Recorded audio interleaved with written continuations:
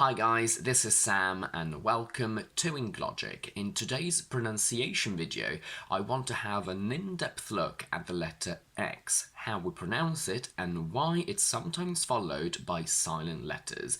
So please don't forget to like this video and subscribe to my channel, and let's get started. As always, we will use a very nonsensical sentence, and as a little experiment, I would suggest you pause the video, record yourself reading the sentence, and then check if your pronunciation matches mine. The sentence goes, except for the exciting experience of the exam, the exercise was the exact example of an expensive exotic exit. You will have noticed that there are two ways of pronouncing the letter X, which are x and gz. So I'm going to read the sentence again. I would like you to listen carefully and try to come up with your own rules as to when and why we use one instead of the other. The sentence goes, except for the exciting experience of the exam, the exercise was the exact example of an expensive exotic exit. We will ignore the word exit for now, and the two categories are, for x, we have except, exciting, experience, exercise, expensive, and for gz, we have exam, exact, example, exotic.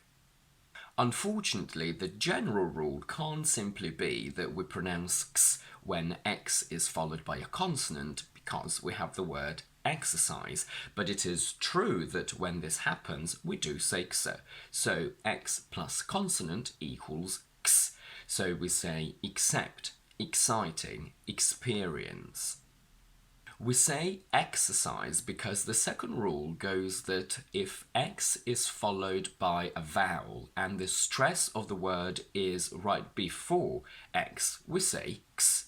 When we say exercise, the stress of the word falls onto the very first syllable on the first E, which comes before the x. So we say exercise, exorcism, and this also applies to other combinations, not just EX at the beginning of a word. Taxi, oxygen. But if we do look at EX specifically in initial position, when the first E is stressed, we pronounce it as E. Exercise, excerpt. When it's not stressed, the E turns into a weaker I.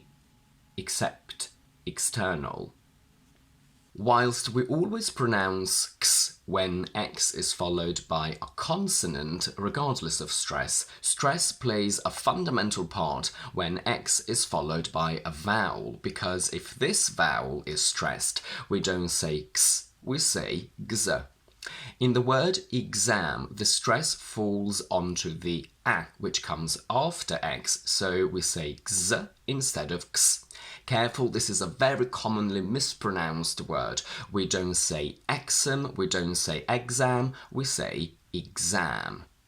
Exact, example, exotic, where the first E is not pronounced as E anymore because it's not stressed. It just becomes a weak I. Exam. This explains why some words are spelled with a silent C that we don't pronounce, but we must absolutely write.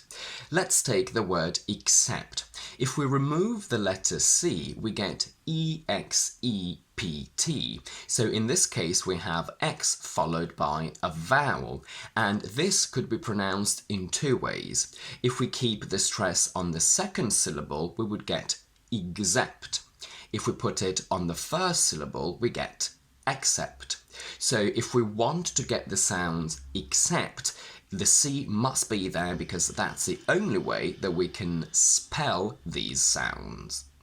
The same goes for the word excite. Without a C, we would get excite or excite.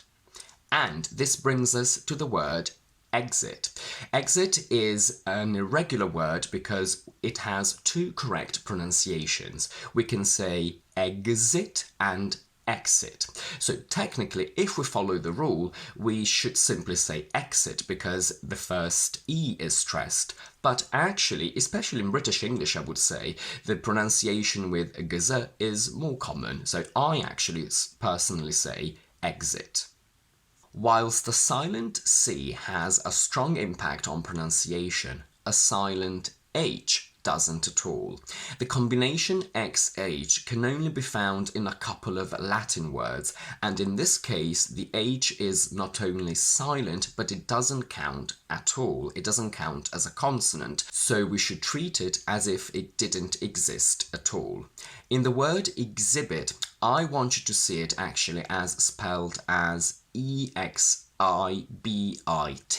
where we keep the stress on the second syllable, so we say gz, exhibit, exhaust, exhilarating. But we say exhibition with X because this word contains a secondary stress. I will link here a video on primary and secondary stress, but as a general rule, in this specific word, the main or primary stress is on B. And in English, if a word has two syllables before the main one, this second syllable gets a secondary stress. So we have exhibition with the main stress on B. We go back two syllables and we get that the X carries a little bit of a secondary stress, meaning that this syllable is not as irrelevant as all the other unstressed syllables in the word. The letter X can also be found in initial position of a very few Greek words, and in this case it's pronounced only as Z. Xylophone, xenophobia. X in a final position is always pronounced as X. Fix, relax, box, which means that the very last sound of these words is S, meaning that the plurals and the third person singular of these words add es, pronounced as is. Box, boxes, fix, fixes. And since s is a voiceless sound, the simple past of verbs ending in x is always pronounced as t. Relax, relaxed. I will link here a video on how to pronounce s and z and what happens to words that contain these different sounds. Now that we know all the rules regarding X, let's go back to our original sentence, which goes, except for the exciting experience of the exam, the exercise was the exact example of an expensive exotic exit. And that's it for today. If you like this video, please don't forget to give it a thumbs up and to subscribe to my channel down below. And do let me know in the comments if you have any questions regarding how and when we pronounce the letter X. In the meantime, I will see you on Thursday and Monday with my quick vocabulary videos, and on Tuesday with my next explanation one.